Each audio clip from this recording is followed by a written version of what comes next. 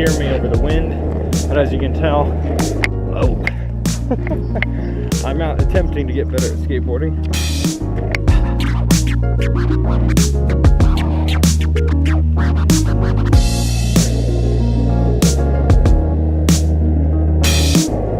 And when I finally get back to my house,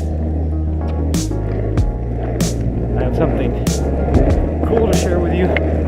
Talk about just a second, seeing as how this is officially my 10th vlog post so far.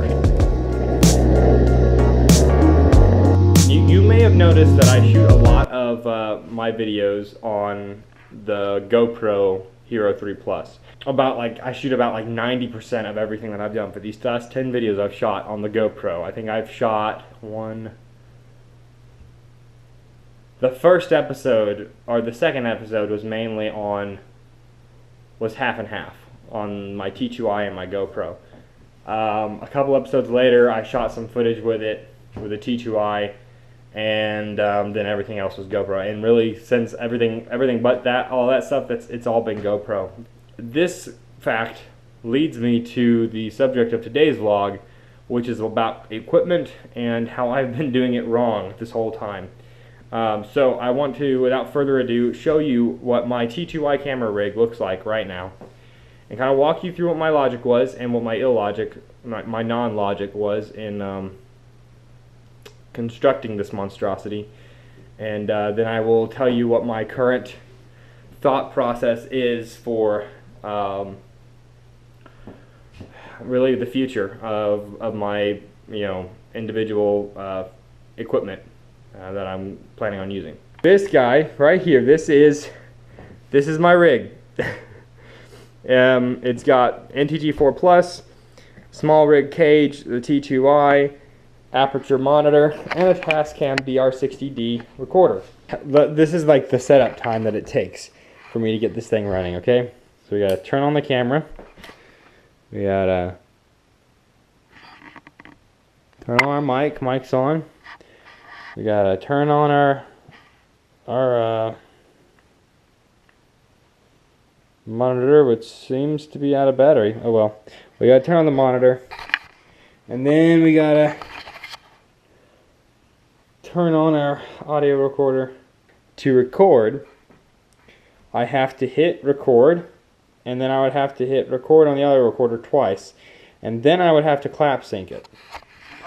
Or press the slate button and then start interviewing my subject. And that's just a ridiculous kind of ordeal to go through. If you're doing a live event or you're doing a run and gun setup, it just isn't compatible with that sort of work. So I have decided to sell off some pieces of gear. I was already planning on upgrading camera systems, but I was planning on doing things in the traditional way that I have done them, which is to look to build a really big, fancy-looking rig. But I'm not going to do that anymore. Nowadays, I'm going to downsize. I'm going to sell a bunch of the gear. This is my current plan, is to sell a bunch of the gear and downsize my rig. And for my personal work, which is more documentary-style work for weddings and interviews and such, I'm going to downsize to a much more portable rig, and then if anybody hires me to be DPing a short film or feature film or anything like that, they're going to provide the equipment anyway, so I really won't need to worry about having the most up-to-date or most industry standard equipment. My plan is, for right now, I'm going to keep my lenses, and I'm going to order a GH5 and a Metabone speed booster. I'm going to retire my T2i to simply shooting photography, which is what it's best at. And I am probably going to sell my Rode, most likely. I think the verdict is still out on the Rode. But I'm probably going to sell the Rode and go with a Rode VideoMic Pro Plus because of the weight, again.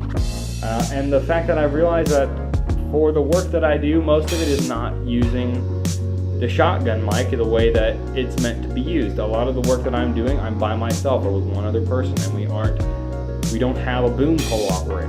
So I'm planning on selling that microphone and using that money to go towards the Rode VideoMic Pro Plus and the Tascam DR10L, which is a lav mic connected to a small audio recorder that can fit inside somebody's belt. A couple of these pieces of gear are completely new and totally ready to go. What I will sell, what I am going to sell, I will sell at a discounted price because it is used, but it is like new. So it'll be a little bit. In a couple weeks I'll probably start selling. Once I really lock down exactly what I want to sell, I'll make the listing and sell it. One of the biggest things I've learned from this vlog is the ideal, or what you picture in your mind of the coolest perfect rig, is not really what you need. I would say that most of the time for run and gun guys like myself, it's the simpler the better. The smaller, simpler, more portable the better. Because it's all about getting the shot and it's all about telling a good story. And if your gear gets in the way of that, then you need to use different gear. So yeah, that's it for today's vlog. Sorry, it's kind of lame and sort of last minute setup, but I don't know, I'm just trying to be real.